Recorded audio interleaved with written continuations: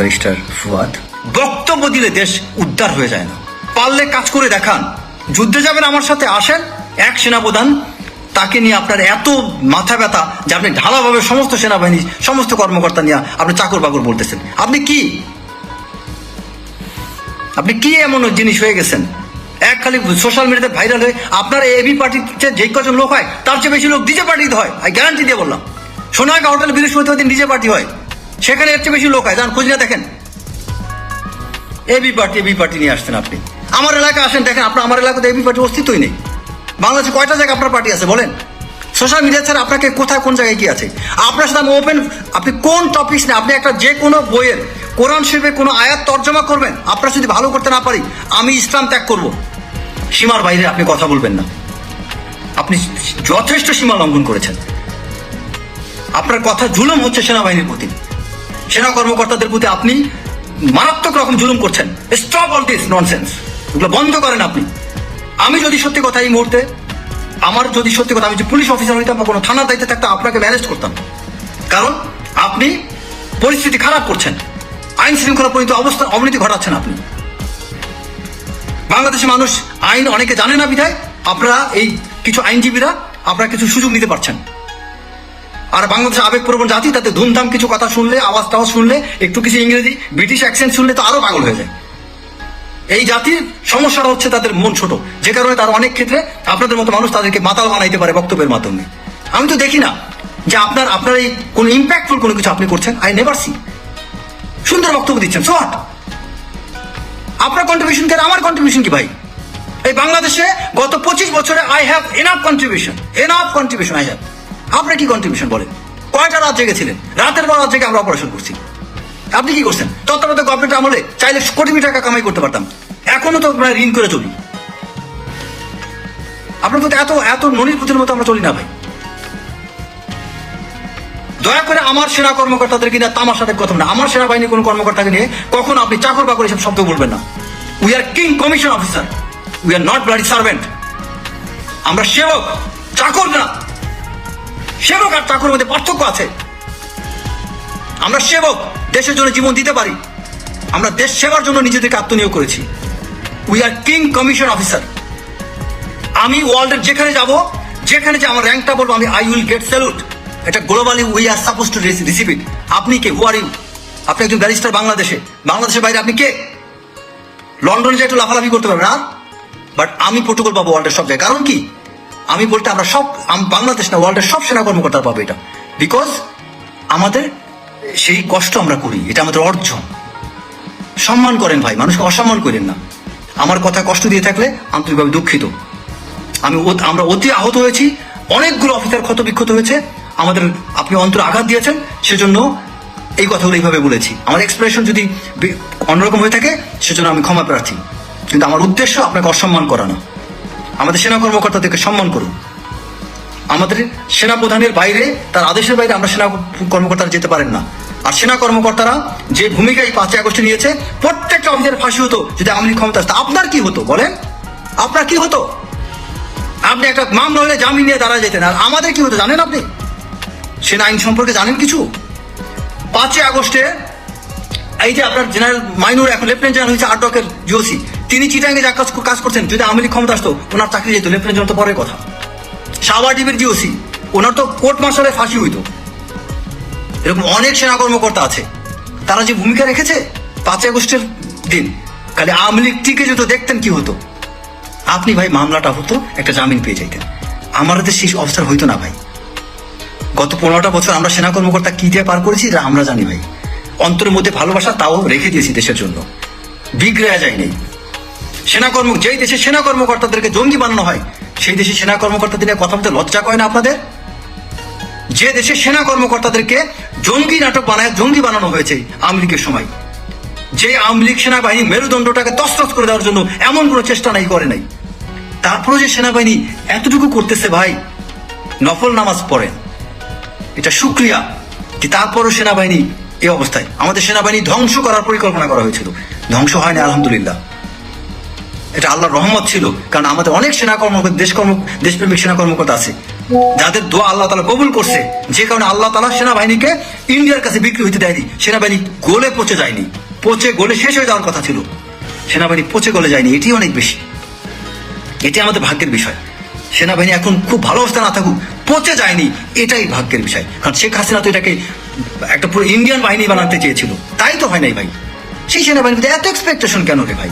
একটু এনকারেজ করেন, একটু এনকারেজ করেন। আর আপনি আপনার পলিটিক্যাল ভিশন নিয়ে ওইটার সাথে আপনি সেনাবাহিনীকে ব্যবহার করেন না। কারণ ইলেকশন না হলে আপনার লাভ, আপনার ছোট ছোট দল যারা আছে না তাদের অনেক বেনিফিট। যারা পলিটিক্স বুঝে না তারা বুঝে না। আমি পলিটিক্যাল সায়েন্স নিয়ে পড়ছি, আমি বুঝি, কম বেশি পলিটিক্সের সাথে সম্পৃক্ত। So I understand what is your dream and what is the conspiracy behind your every speech and what is the strategical move or intent you have. I do understand that. আপনার strategic ইন্টেন্টটাকে একদিকে সফল করার জন্য আপনি আরেকটা দিকে ঢিল মাইরেন না। এটা হচ্ছে আপনার স্ট্র্যাটেজিক মুভ, উই আন্ডারস্ট্যান্ড। কারণ ইলেকশন না হইলে আপনাদের লাভ আছে, আপনার ছোট ছোট দলগুলো অনেক লাভ করতে পারবে। হ্যাঁ, আওয়ামী লীগ নিষিদ্ধ করার কথা বলতে পারেন, সেটা সেনাপ্রধানকে নিয়ে আপনারা বসেন, আলোচনা করেন, সেনাপ্রধানকে বলেন যে আওয়ামী লীগকে নিষিদ্ধ করেন, আওয়ামী লীগ নির্বাচন আসতে পারবে না। আলোচনার রাস্তা এখন খোলা আছে, বহুদিন পরে আছে এখনো। কিন্তু আপনারা এরকম গালিগালাজ করবেন কেন? কি সব কথাবার্তা আপনি বাজে শব্দ স্ল্যাং ইউজ করতেছেন। কিন্তু আপনি সেনাবাহিনীকে নিয়ে এত তীর্যক মন্তব্য কেন করেন? আপনি সেনাবাহিনী সম্পর্কে কতটুকু আপনার জ্ঞান আছে? আপনি বাংলাদেশে আপনার আপনার আপনার অবদান কি এবং আপনি কয়টা সেনাবাহিনীর অবদান, কর্মকর্তার অবদান সম্পর্কে জানেন? আপনি তাদেরকে চাকর বাকর বলছেন।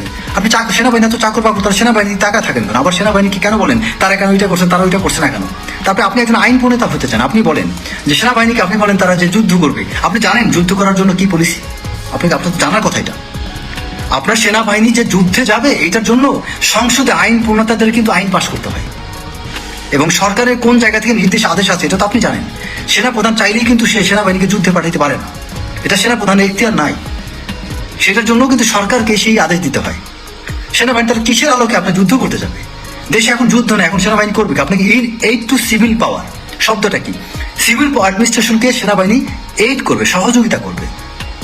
সেখানে আপনার এইড টু সিভিল পাওয়ার আমি যদি চুপ থাকি, আমাকে ডিসি যা বলবে আমি তাই করবো, এর বাইরে কিন্তু আপনি অনেক কিছু আমাকে করাইতে পারেন না। সিভিল অ্যাডমিনিস্ট্রেশন আমার কাছে সাহায্য চাইবে, আমি সহযোগিতা করবো। কিন্তু তার বাইরে যে এই 5 আগস্ট সেনাবাহিনী আপনাকে হেল্প করেছে, আজকে আপনি কথা বলতে পারতেছেন, তখন কেন সেনাবাহিনী এই সুবিধা আপনি সেনাবাহিনীর কাছে নিয়েছেন? তখন তো বলতে পারেন নাই হ্যাঁ আপনার 5 আগস্ট আপনারা কেন এটা করতেছেন, বলেন। তখন আপনার জবাব আসে নাই কেন? যখন ক্যান্টনমেন্ট থেকে সেনাপ্রধান জেনারেল ওয়াকারুজ্জামান, যখন মির্জা ফখরুল ইসলাম আলমগীর আপনাদের মতো বিভিন্ন নেতাদের নিয়ে বঙ্গভবনে যান, তখন আপনারা পারছিলেন বঙ্গভবনে যেতে? তখন এই সেনাপ্রধানকে সবকিছু অর্গানাইজ করতে হয়েছে। আমি ওই সময় সাক্ষী, আমি নিজে 5 আগস্টের আগে জেনারেল ফজলে আকবর, জিজ্ঞেস করেন তাকে, আপনি তো রাজনীতি করেন যেহেতু, জেনারেল ফজলে আকবরের সাথে আমার তখন অন টু অন কথা হয় এবং উনি যখন সেনাপ্রধানের কাছে যান, এই সেনাপ্রধানের সাথে এই কমিউনিকেশনটা আমি করে দিয়েছিলাম। অবিশ্বাস করলে জেনারেল ফজলে আকবরকে জিজ্ঞেস করবেন। আমার মতো মেজর রেজা এই 3 আগস্ট 4 আগস্ট আমি মেজর রেজা জেনারেল ফজলে আকবরকে অনুরোধ করেছিলাম, স্যার আপনি সেনাপ্রধানের সাথে কথা বলেন, যোগাযোগ করেন, এই পলিটিশিয়ানটা অনেক কিছু করতে পারবে না।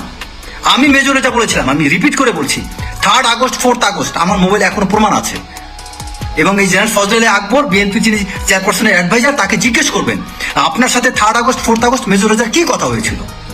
সেদিন জেনারেল ফজলে আকবর সাহেবকে আমি সেনাপ্রধানের মোবাইল নাম্বার, সেনাপ্রধানের পিএস ছিল তখন military adviser brigadier general Kamrul Hasan, তার নাম্বারটা আমি তাকে দিয়ে বলেছিলাম যে আপনি তাকে ফোন দেন, এবং তারপরে তিনি তাকে সেনাপ্রধানের অ্যাপয়েন্টমেন্ট ফিক্সড করে দেন। দেন সেনাপ্রধানের সাথে তিনি কথা বলেন। তারপরে ওই পরের দিন 5 তারিখে সেদিন এই সেনাপ্রধান তখন ফজলে আকবরকে বলেন স্যার আপনি বিভিন্ন পলিটিক্যাল পার্টির প্রধান বা স্পোক্স পার্সনদেরকে ডাকেন।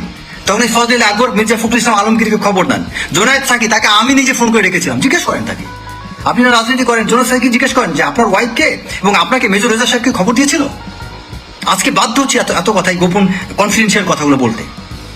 তখন আপনারা কোথায় ছিলেন? আমি মেজর রেজা যা করেছি 5 তারিখে, 3 তারিখে, 2 তারিখে, 16 তারিখে, 17 তারিখে, 18 তারিখে, আপনি ফুয়াত্তা করেন। আমি মাঠে ছিলাম, ঢাকা ইউনিভার্সিটির মাঠে ছিলাম, আপনি বক্তব্য দিয়েছেন, ভাইরাল হয়েছেন। আর আমি মাঠে ছিলাম সেদিন, আমার বাসার নিচে লেফটেন্যান্ট কর্নেল সরার ডিজিপাই পাঠিয়েছিল আমাকে ধরে নিয়ে যাওয়ার জন্য, এটা প্রমাণ আছে। আমাকে গাড়ি চাপা দিয়ে মেরে ফেলতে চেয়েছিল জিয়াউল হাসান, এটা ডিজিপাইয়ের কাছে প্রমাণ আছে, খোঁজ নিয়ে দেখেন। কোনোদিন তো বলতে আসি নাই, কারণ দেশ সেবার জন্য শপথ নিয়েছিলাম, দেশ সেবার জন্য কাজ করতেছি, এটা আমার দায়িত্ব। ফুটানি করা আমার কাজ না। আমরা সেনাবাহিনী গোপনে কাজ করে যাই ভাই, আমরা দেশ রক্ষার জন্য আমরা কাজ করে যাই নীরবে, নিভৃতে। আর আমরা যখন মাঠে আমরা নামি, তখন আমরা কে আওয়ামী লীগ কে বিএনপি এগুলো চিন্তা করি না, আমরা তখন দেশের কথা চিন্তা করি। কোন একটা আর সেনাবাহিনী হচ্ছে একটা অনলাইন শো, সেনাপ্রধান যা বলে সেনাবাহিনী তাই মানবে। যদি কোনো একটা ভুল থাকে, সেনাপ্রধান একা হয়তো কোনো একটা ভুল করতে পারে, তিনি অনেকগুলো ভালো কাজ করছেন, একটা দুটো ভুল থাকতে পারে, কিন্তু সেনাবাহিনীকে আপনি চাকর বাকর বলতে পারেন না। সেনাবাহিনী চাকর বাকর না।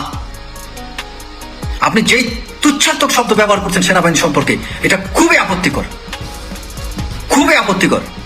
ফুয়াদ সাহেব, আপনি এইভাবে আমাদেরকে আপনি আহত করে কথা বলতে পারেন না। আপনি তো ধর্ম পালন করেন, আমি যতদূর জানি আপনি ধার্মিক মানুষ, তাহলে এইভাবে একটা বাহিনীকে নিয়ে এইভাবে তুচ্ছাত্মক ভাবে কথা বলবেন কেন? আপনি সেনাবাহিনীর আজকে প্রত্যেকটা সেনা সদস্য যে পরিমাণে কষ্ট করছে আমি জানি। আমি 4-5টা ব্যাটালিয়নে চাকরি করেছি, আমার ব্যাটালিয়নের সৈনিকদেরকে আমি দেখেছি কি কষ্ট করেছে। 5 তারিখে, 6 তারিখে, 7 তারিখে উত্তরা, মোহাম্মদপুর, মিরপুর, ভাষানটেক অনেক মানুষ আমাকে ফেসবুকে আমাকে ফোন দিয়েছে, তাদের প্রত্যেককে রেসপন্স করেছি। আপনি কয়জনকে হেল্প করেছেন ভাই আপনার জীবনে? বক্তব্য দেন। আমি যা কতজনকে হেল্প করছি আপনি জানেন? এই 5ই আগস্টের পরে কতজনকে উপকার করেছি জানেন না ভাই? আপনি ফুয়াদ সাহেব আমার কাছে ফোন করে উপকার চাইলে আমিও আপনার জন্য দৌড়ে যেতাম। ভাই আমরা হচ্ছে ওই রকম, আমাদেরকে কেউ সাহায্য চাইলে পারি না পারে আগে যাই, কাজ করতে যাই 10টা ভুল হতে পারে ভাই, 100টা কাজ করে 10টা ভুল হতে পারে, কিন্তু আমরা কাজ করি, we work, we are not getting viral. আমরা ভাইরাল হওয়ার জন্য খুব মুখরোচক বক্তব্য দিয়ে বেড়াই না ভাই। আপনি যেভাবে আপনি ঢালাওভাবে আপনি সেনাবাহিনীকে বক্তব্য দিচ্ছেন, সেনাবাহিনী পুরো ক্লোজ করে দেন, বাদ দিয়ে দেন না, দেখি না দেশ চালান। সেনাবাহিনী আজকে থেকে বাদ, পারবেন চালাইতে? সেনাবাহিনী একদম সেনাবাহিনীর যা করার কথা তাই করবে।